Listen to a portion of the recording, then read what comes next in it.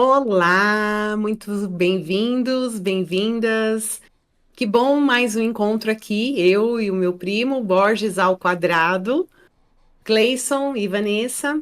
Cleison, professor de filosofia, e Vanessa, psicóloga e terapeuta integrativa. E aí a gente vai aqui puxar alguns assuntos interessantes, falar um pouco sobre vida, mente e a composição de tudo isso. Então, no nosso último encontro, a gente deixou aí uns ganchinhos abertos para a gente poder fazer um resgate. E a gente queria começar então falando um pouco sobre a formação da identidade, a formação da personalidade de um ser humano e como a gente é influenciado mesmo sem perceber pelo que vem muito antes de nós. Então, não sei, Cleison, se você quer se apresentar, falar alguma coisa. Não, eu tô tranquilo. A gente usa muito na filosofia essa ideia de construção do nosso ser, né? Na filosofia, na psicologia, vocês usam muito self, né? A ideia de self. Uma coisa que eu acho bem interessante é a construção dos hábitos. Eu não sei até que ponto você gostaria de entrar dentro disso. Mas tem muitos filósofos que vão falar assim que nós somos a soma dos nossos hábitos, a soma das nossas ações Uhum, e não necessariamente a soma dos nossos pensamentos, mas focado na ação. Então, existem duas linhas, né? Tem a linha que é do pensamento e tem a linha que é da ação. Mas a da ação me pega bastante, porque no episódio anterior a gente falou sobre a unicidade do ser. Se a gente faz uma coisa única, bem pequenininha, a gente já se torna único. E isso me lembra muito a ideia de fragmentação. Cada pequena coisa, cada pequeno ato, cada pequena decisão, cada pequena escolha que eu tenho na minha vida torna o que eu sou hoje. Então, quais são as determinantes da minha vida que vão me fazer ser o que eu sou? Isso é o que os filósofos tentam trazer desde o Aristóteles, né? Mas passa ali uhum. pelo David Hume, que ele vai escrever um tratado sobre, acho que é um tratado, se eu não me engano, sobre os hábitos.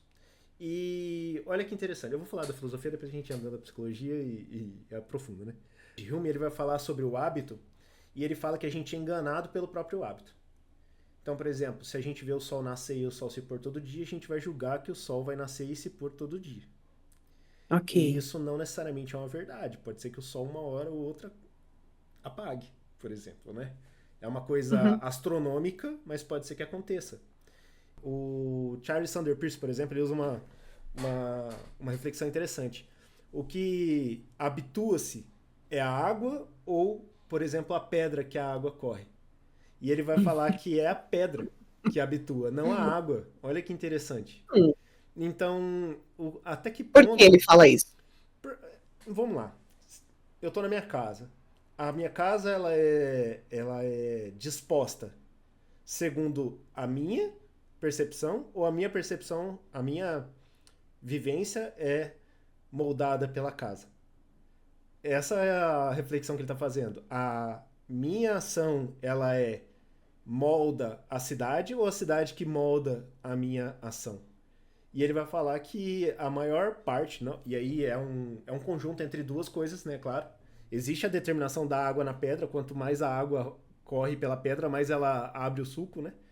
Mas quem determina o caminho da água é a pedra, no final das contas, porque é ali que abriu o suco. Uhum. Pode ser que a água tenha uma determinação inicial, que ela está indo dispersa para todo lado, e uma hora ela passa mais para um momento, para um local, e aquele local se acostuma, e ali vira o local principal que ela vai se passar. Né? O rio faz a mesma coisa, e até que ponto o ser humano também não faz parte dessa habituação e torna-se a nossa construção.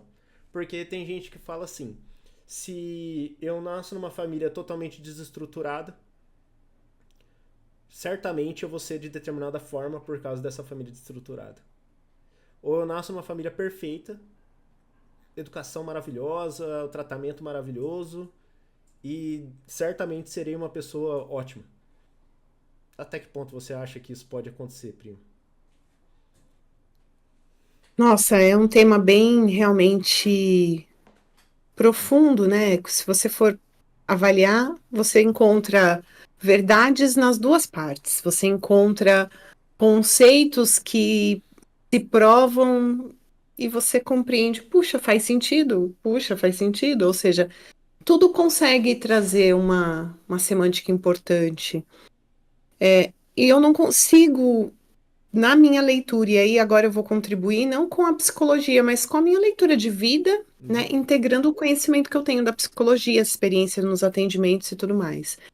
Eu vejo muito como a gente tenta fazer uma compreensão isolando termos, isolando compreensões, mas na verdade tudo é muito interligado. A gente tem as coexistências. Então, assim, o que seria da pedra sem a água e o que seria da água sem a pedra? Então, a interferência que um gera no outro é que traz um resultado que, enquanto a gente fica tentando encontrar quem gerou efeito em quem, a leitura que eu tenho é ambos geram efeitos, né? Que podem ser em momentos diferentes, predominantes de uma parte ou da outra. É uma leitura que eu tenho e que se aplica, que na minha leitura aplica a tudo que a gente vive, tá?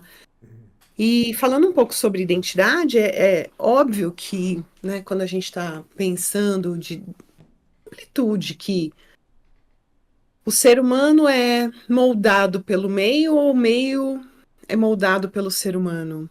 Aí a gente entra novamente no complexo, né, da pedra, né, da questão do ovo, né, de Uhum. quem nasceu primeiro, o ovo ou a galinha. Da Tostines vende mais porque é fresquinha porque vende mais. E se a gente for observar, os fatos vão se é, afirmando, vão se tornando cada vez mais relevantes, porque se Tostines é fresquinha, ela vai vender mais. Mas ela vai se manter fresquinha porque ela está sempre sendo vendida quando é fresquinha. Então não tem como eu isolar, né? E colocar apenas um elemento como responsável. Pensa nisso quando a gente está falando de um ser humano. Nós somos seres extremamente complexos, né? Uhum. A nossa mente, né, o cérebro humano é altamente plástico. Isso significa o quê? Que somos capazes de nos adaptar a coisas que nem nós imaginamos, né? E hoje em dia já não falamos mais somente dos seres humanos, falamos disso de uma forma muito ampla. Eu tenho visto, né, em algumas pesquisas para trazer entretenimento, trazer ilustração para as pessoas. Eu vi um vídeo de um gatinho que foi criado junto com pitbulls, né? E este gatinho passou a ter comportamentos de pitbull. Ele começou a andar com as perninhas, né, com as patas assim mais arqueadas e começou a emitir o miado como se estivesse latindo. Uhum. Não sei se você já chegou a ver esse Eu vi vídeo. esse vídeo também. Eu Eu vi esse achei, vídeo. fiquei maravilhada. E aí a gente está falando disso, claro que é uma coisa muito exponente, chama muito atenção, mas a gente tem uma série de coisas, por exemplo, o animalzinho que chega pro dono, traz o saquinho de lencinho umedecido para o dono passar no bumbumzinho dele. É um hábito humano. Então, assim, ali já tem toda Uhum. uma integração de quem influenciou quem ali. Claro, a gente sabe que os animais estão sendo influenciados pelos humanos. Mas o quanto que aquele animal também entra num lugar de importância para esse ser humano? E, bom, isso dá margem para uma discussão absurda. Mas o que compõe a identidade? A identidade, quando a gente pensa nisso, eu acredito que nós somos compostos pelo a minha perspectiva, ou seja, de onde eu estou, o que eu vejo, os significados que eu aplico, então, como eu vejo, né? O que eu estou olhando, que significado que eu dou, né? Por que que aquilo tem o significado X ou Y para mim? E aí o significado vai mudar muito a forma como eu vou interagir com esse meio, né? Porque dependendo de como eu olho para o que está acontecendo ao meu redor, dependendo do significado que eu aplico, eu reajo de uma forma totalmente diferente do outro. Perfeito. O que não quer dizer que aquele meio está me fazendo aquilo somente, porque existe uma parte, uma contribuição minha. Além disso, eu sinto que é importante a gente compreender que cada vez mais vem ficando claro como nós não somos seres que somos formados apenas a partir de nós mesmos. nós carregamos muitas informações genéticas que não são só informações objetivas, por exemplo, matéria, né? Então, a informação genética, ela era compreendida até um tempo atrás apenas como aquilo que eu posso observar. Então, a cor da minha pele, o jeito, né, a textura do meu cabelo, a cor dos meus olhos, o meu biotipo. E hoje em dia a gente já sabe, né, que existem muitos estudos falando sobre como a genética também influencia na forma como a gente sente. Ou seja, o significado que eu aplico ao que está acontecendo ao meu redor é muito determinado por aquilo que eu carrego de informação que vem da minha genética, ou seja, do meu sistema. Uhum. Sim. Já existem muitos estudos falando sobre isso, né? Então, eu estudo muito sobre constelação familiar, estudo bastante porque eu acredito e enxergo muito resultado toda vez que a gente trabalha terapeuticamente falando, o indivíduo não só a partir das experiências que ele teve, mas a partir do que ele traz de compreensão de mundo desta família e como isso influencia a forma como ele significa o mundo. Então, entende por que que não dá para dizer que eu sou só fruto do meio, ou só fruto da minha experiência, Certo. ou da forma que eu enxergo, e sim uma composição de tudo isso? Certo. Voltando no episódio anterior, a gente falou sobre o Spinoza, né? E o Spinoza tem uma coisa bem interessante. Ele fala assim que nós associamos o local à experiência que a gente teve. Então, por exemplo, eu vou num restaurante com a minha namorada e ela me dá um pé na bunda naquele restaurante. O restaurante agora é associado àquele momento ruim que eu tive naquele momento. E a nossa interpretação, ela varia completamente. Então, por isso que pessoas que são gêmeas, que vivem na mesma casa, têm experiências totalmente distintas. Uhum. Então, eu e minha irmã, por exemplo, mesma criação e nós somos pessoas diferentes completamente. Interpretamos de forma diferente. Até que ponto a gente consegue controlar a nossa interpretação? Porque a gente é pouco ensinado nas escolas isso, né? Filosofia vem bem tarde no ensino médio para fazer os alunos já refletirem de uma coisa que eles já estão refletindo lá no comecinho, né? E não tem ninguém para responder realmente aquelas perguntas meio existenciais que eles têm quando são crianças. Sim, E ninguém ensina eles no momento certo o que deve se pensar, ou o modo de pensar, né? A criticidade daquele pensamento na hora certa. Por exemplo, uma criança ela não pensa sobre seus próprios sentimentos. perfeito. Então, como que ela vai tirar uma interpretação adequada daquele sentimento e agir adequadamente, porque o agir vem do sentimento adequado, daquele raciocínio adequado sobre aquele sentimento. Então, a gente vive numa sociedade, e não digo só o Brasil, acho que o mundo inteiro, que o mundo não para refletir sobre si mesmo. Por exemplo, eu estou na sala de aula, eu pergunto para eles o que é o amor. Ninguém sabe definir o que é amor. Eu Uhum. pergunto o que é tristeza. É muito difícil da pessoa falar o que é tristeza. Então, assim, eu tô falando de coisas grandes, né? Se eu for para uma coisa menor, talvez a pessoa dê uma definição melhor, mais facilmente. Mas. E é coisa bem filosófica, ficar falando de amor, de felicidade, esse tipo de coisa, né? Sim, muito subjetivo, porque a Muito gente pode subjetivo. ter leituras e interpretações muito distintas. Sim, mas isso não elimina também a ideia de eu refletir como que eu posso ser feliz, né? Qual é o Sim. sentimento que eu tenho e qual que aquele sentimento me faz ter um viés de mundo, Não não é? eliminar a possibilidade de refletir sobre isso, né? Isso. De colocar isso como algo a ser olhado, a ser percebido, a ser é, sentido, não só porque eu sinto, mas porque eu consigo dar espaço para esse sentir. Esse ponto que você trouxe de que as crianças não são educadas, né? Elas não pensam sobre as suas emoções, a nossa educação ela não nos conduz para este lugar. Você Uhum, já parou para pensar? Você trouxe agora o aspecto educacional da formação de uma criança na escola. uhum, Eu penso sobre como a formação de uma criança dentro de um convívio familiar, por exemplo, acontece, e como isso pulveriza para as outras áreas. Então, uma criança cai, quando ela cai, chega para você chorando, o que a pessoa costuma perguntar para a criança? Por quê? Por que você está chorando? Qual a resposta que vem? Porque eu caí, Porque eu caí. né?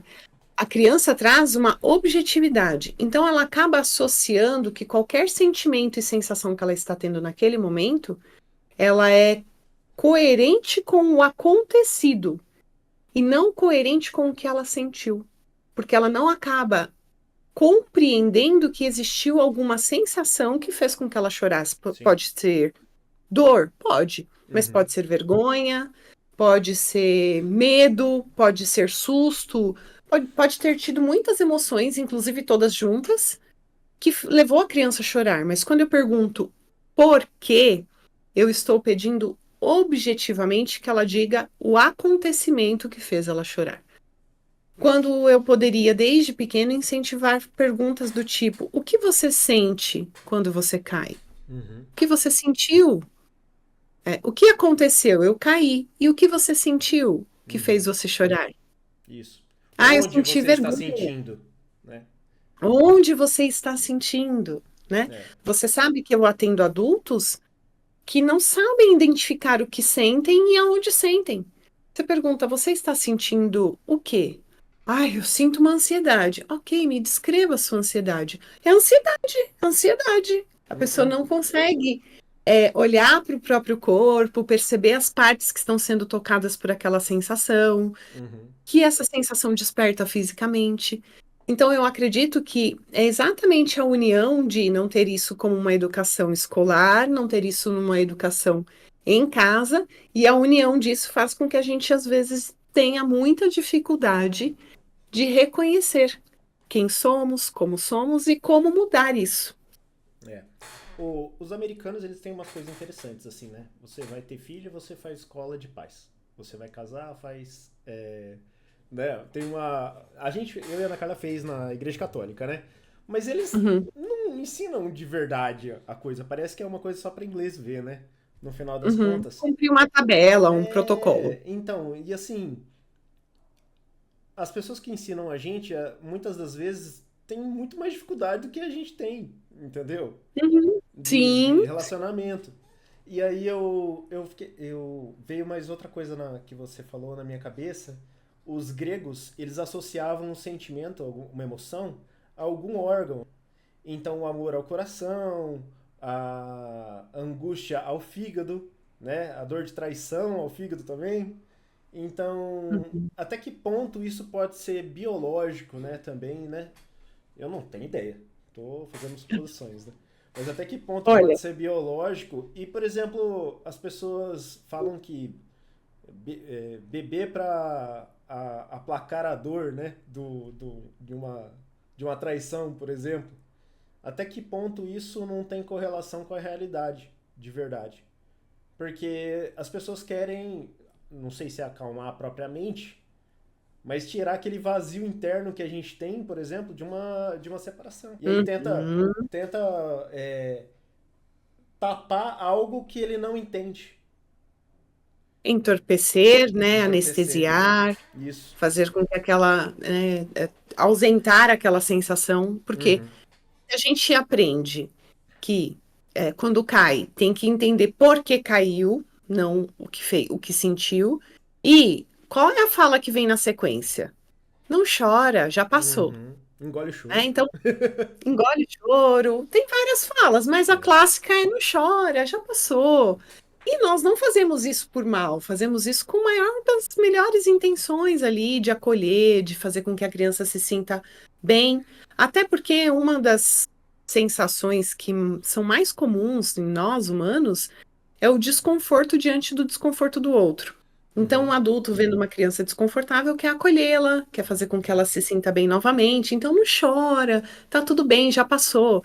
E não entende que isso vai gerando, claro, ninguém tem essa dimensão quando faz isso, mas que vai gerando uma inabilidade de olhar para essas emoções e integrá-las, né? Uhum. Porque Sim, quando você fala, né, que os gregos olhavam para as emoções e associavam aos órgãos, existem inúmeros estudos hoje em dia que conduzem a gente a perceber como as doenças vão se formando a partir das emoções. É óbvio que algumas doenças não se formam de um minuto para o outro, né? Você tem ali uma sensação de origem que vai sendo reforçada com outras situações e aquilo vai compondo uma possível doença. Mas já existem diversos estudos sobre isso. Inclusive, eu estou com um livro aqui, só para você ter noção do tamanho do livro aqui, né? Uhum.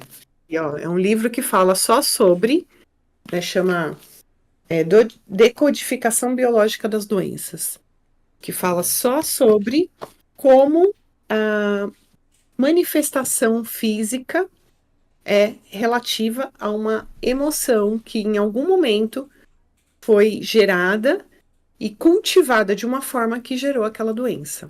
O que tem um afeto, Então, assim, eu acho que até tenha, mas eu digo uma correlação direta a algum órgão, entende? Aí eu não sei até que ponto qual é qual.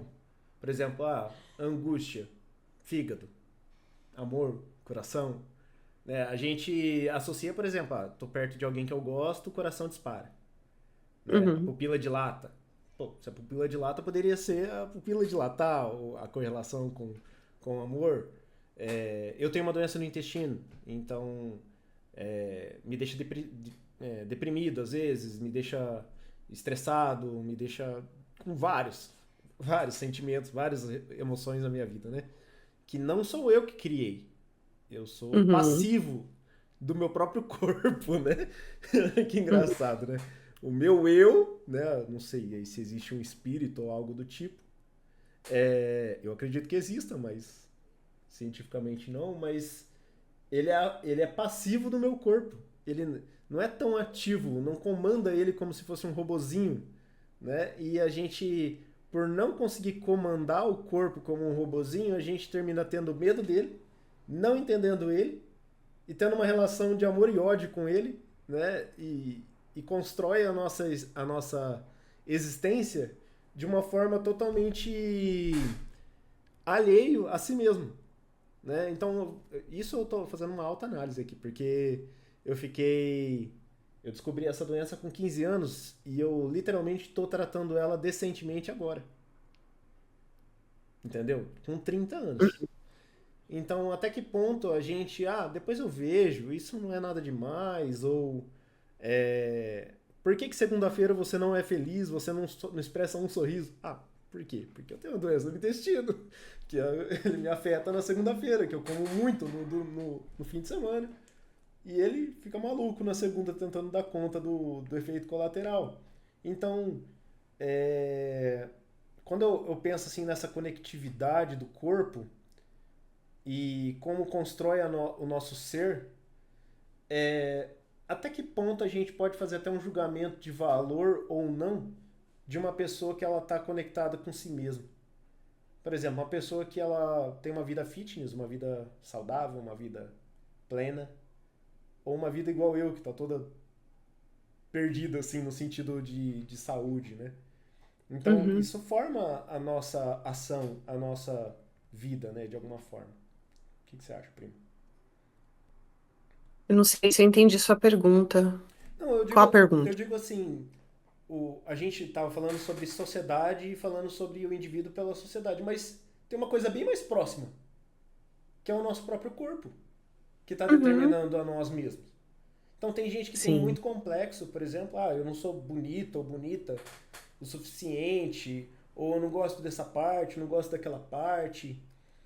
E são coisas às vezes que não dá pra mudar, né? Mas a medicina tá Uhum, avançando agora, né? Tá começando a ter umas coisas meio perigosas até. Morreu uma pessoa essa semana, né? Fazendo um peeling, né? Ao ponto de a uhum, pessoa não se gostar tanto que ela se coloca em risco. Então, uhum. isso determina a nossa personalidade. A que ponto você é uma pessoa passiva da sociedade e do seu próprio julgamento, ao ponto de você se colocar em risco para conquistar aquilo. Então, Uhum, a gente chegou a conversar um pouco sobre estoicismo, né? Tanto no episódio passado quanto fora das câmeras. O estoicismo ele fala até que ponto você é submisso à coisa e não ativo em cima da coisa. E se você é passivo e você não tem nenhum controle, até que ponto vale a pena você se estressar? E se você é ativo e tem a possibilidade de alterar a realidade, o seu corpo ou algo assim, e por que você não está fazendo? Né?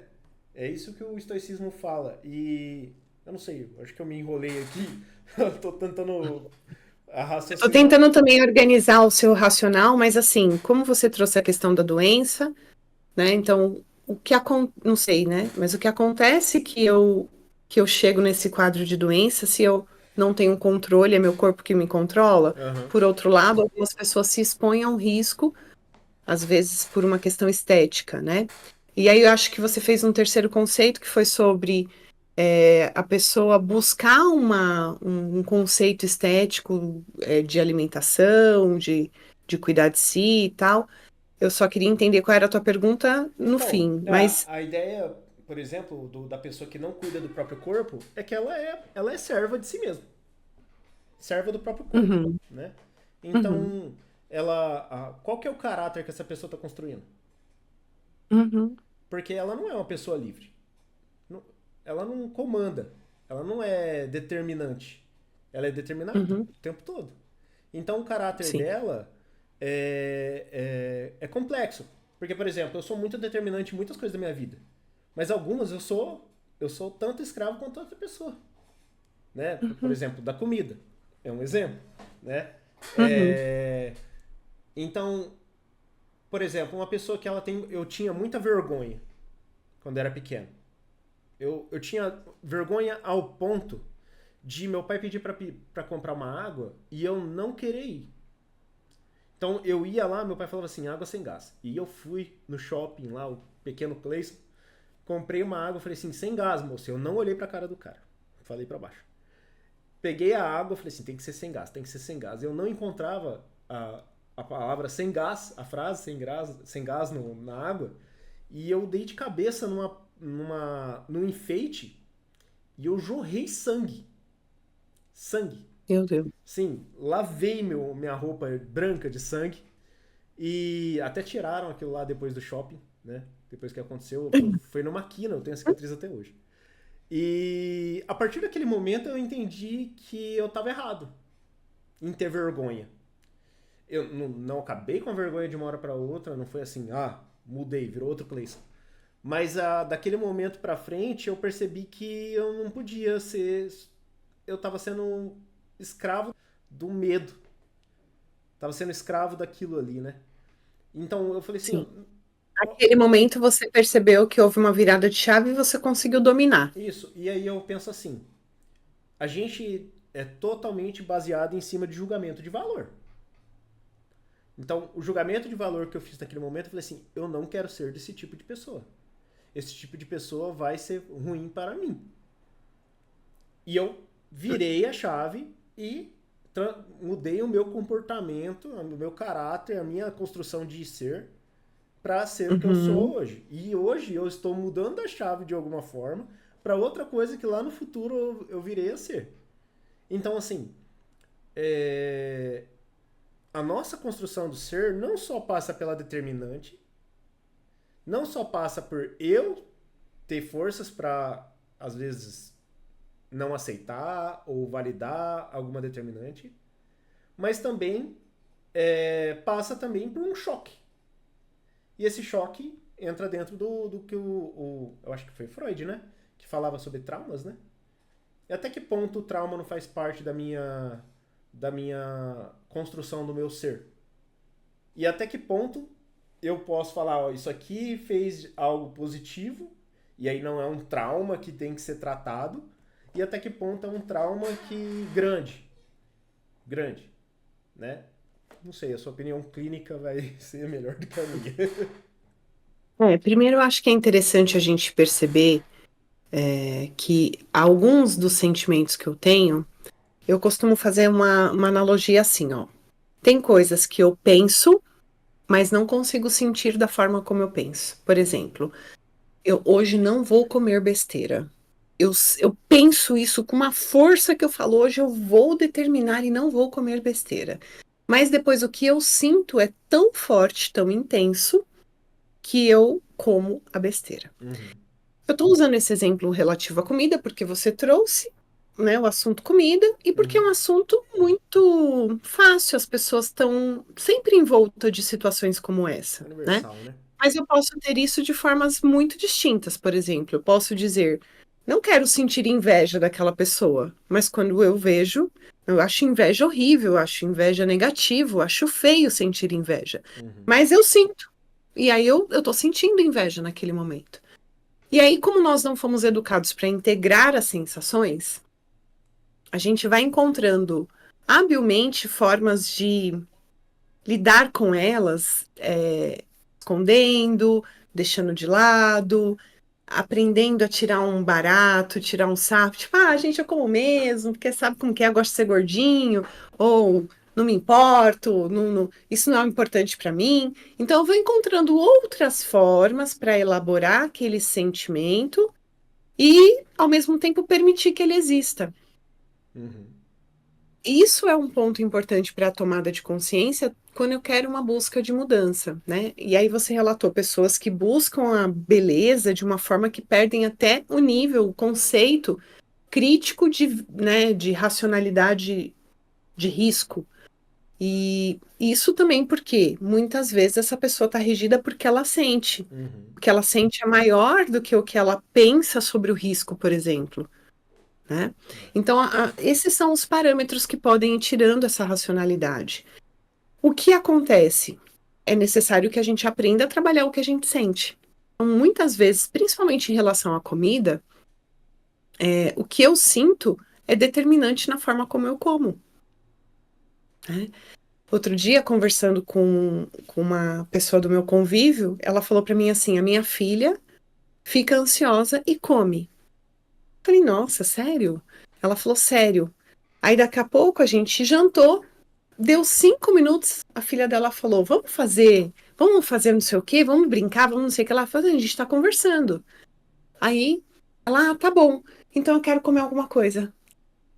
Imediatamente, ela requisitou a comida, que provavelmente naquele momento ela estava despertando alguma sensação, Uhum. e essa sensação não podendo ser desopilada ali com a brincadeira, que é a forma que a criança desopila, ela encontrou o caminho da comida, né? Então, olhar para isso, para o que essa criança está sentindo, para o que a gente sente quando come, né? Então, comer um chocolate é bom, mas olhar para o que eu sinto quando eu estou comendo esse chocolate é mais importante, né? O que está me conduzindo a isso. Porque tem muitos conceitos por trás. Poxa, eu não estou cuidando da minha morada, meu corpo é minha morada, Uhum. certo? Sim. Então, não estou cuidando do meu corpo, tá? Mas o que eu estou sentindo naquele momento está maior do que a preocupação com o corpo. Uhum. Entende? Então, por isso que acaba acontecendo essa distorção de conceitos. O conceito é lindo, o conceito é maravilhoso, mas o sentimento, ele é predominante, ele sobressai. E ele faz parte da minha identidade? Não. Ele faz parte de algo que eu não elaborei. E, inclusive, a não elaboração desse sentimento me impede de ter minha verdadeira identidade. Por exemplo, quando o Cleison tinha uma timidez absurda, ele estava sendo impedido de viver a verdadeira personalidade dele.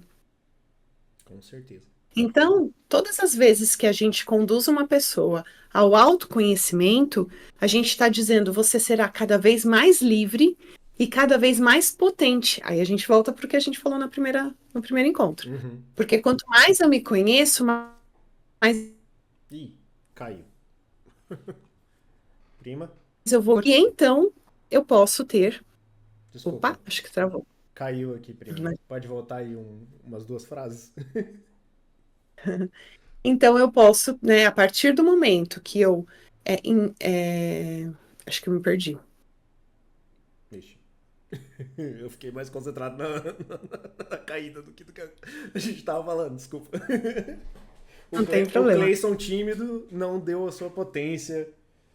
Quando É... você tenta uma situação, né, onde eu tenho um sentimento que está me impedindo de ser quem eu sou, Uhum. quando eu é, olho para esse sentimento, eu posso perceber o que dele tem que permanecer, o que dele tem que ir, o que eu vou elaborar, o que eu não elaborei. Só que como eu sou habituado a não lidar com os sentimentos, porque é nosso formato de origem, né? A gente vem sendo criado para não lidar com as emoções, eu vou acabando não enfrentando isso, eu vou deixando isso de lado e vou usando as coisas que vão acontecendo como forma de elaborar ou reviver a situação e reforçar que aquilo tem que ser vivido daquele jeito. Ou seja, quando eu como e me alivia, eu penso, não tem outro caminho, é só comer. Então eu como para me aliviar de novo e eu continuo nesse movimento.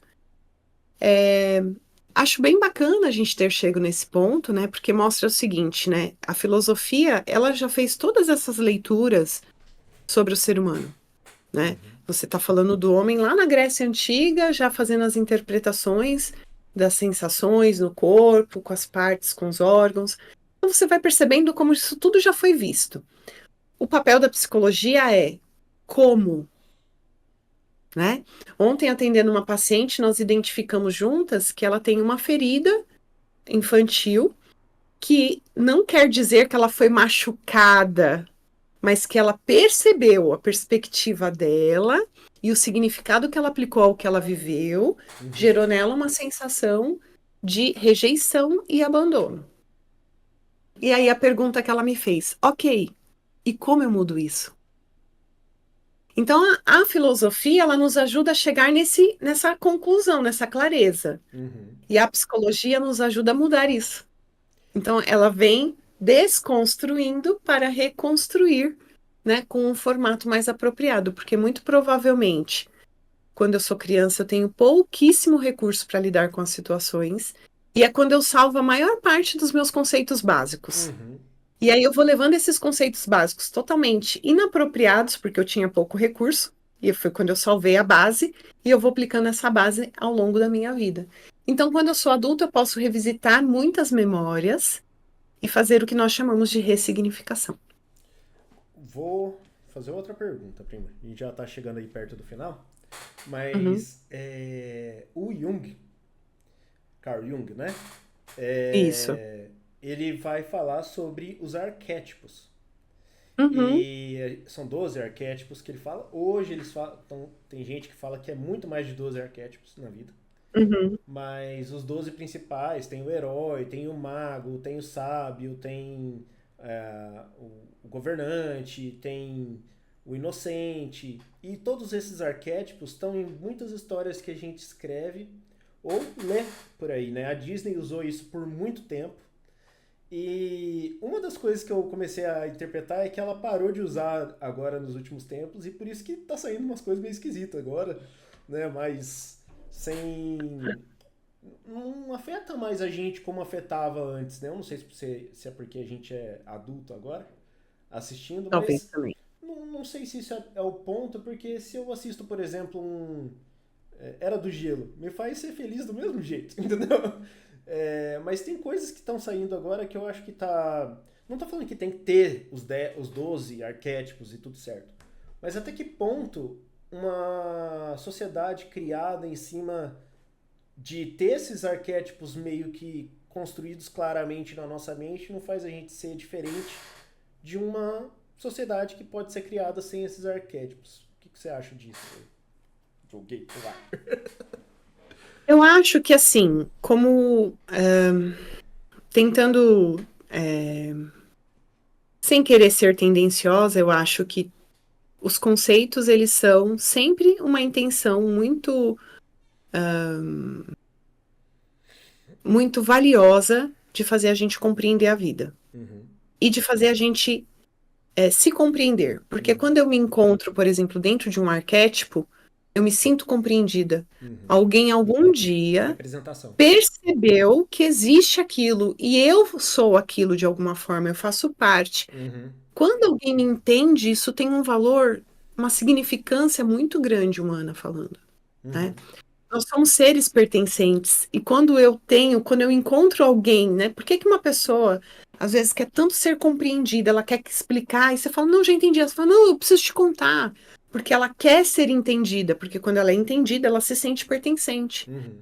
O Bert Hellinger falou, foi a pessoa que mais explorou essa questão do pertencimento, ao meu ver, mas no fim das contas, todas essas formas de compreender a mente humana e a psique é uma dessas tentativas de fazer com que, ao ser compreendido, a pessoa se abra a um movimento. Isso é muito importante, Uhum. tá? Mas eu sinto que na atualidade, os movimentos que estão sendo feitos é para que a gente também saia um pouco do mundo da fantasia e venha Uhum. um pouco mais para a realidade.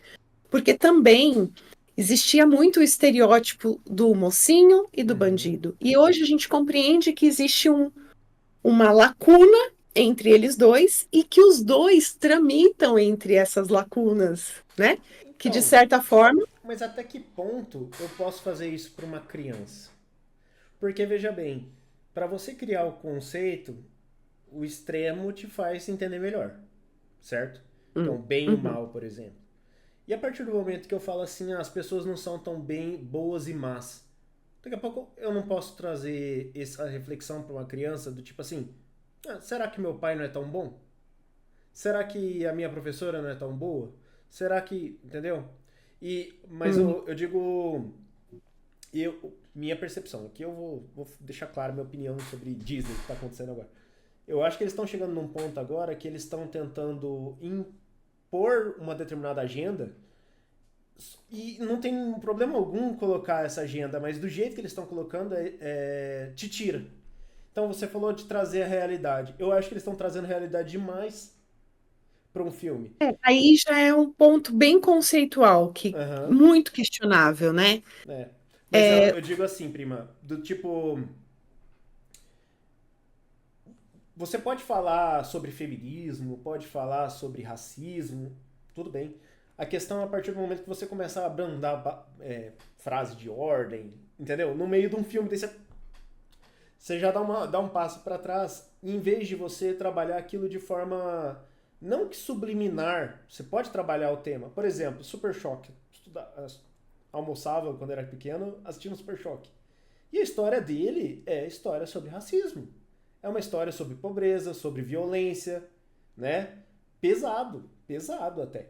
Mas você olha aquilo lá como uma criança, você entende, mas você percebe que eles não estão querendo te empurrar a goela abaixo a coisa, sabe? Quando a gente vê. Saiu um filme, a Valente, né? Do cabelo cacheado ruiva. A menina é super forte. E ela é fora do estereótipo. Ela é uma ruiva, né? Fora do estereótipo. Minha cunhada, por exemplo, adora. Ela tem o cabelo cacheado e ela por muito tempo pintava de ruivo o cabelo. Então, assim, Uhum. existe aquela representatividade, né? Igual aquela menininha que viu a Mariana Rui Barbosa no outdoor e ficou encantada, porque ela era ruiva e a Mariana Rui Barbosa também era.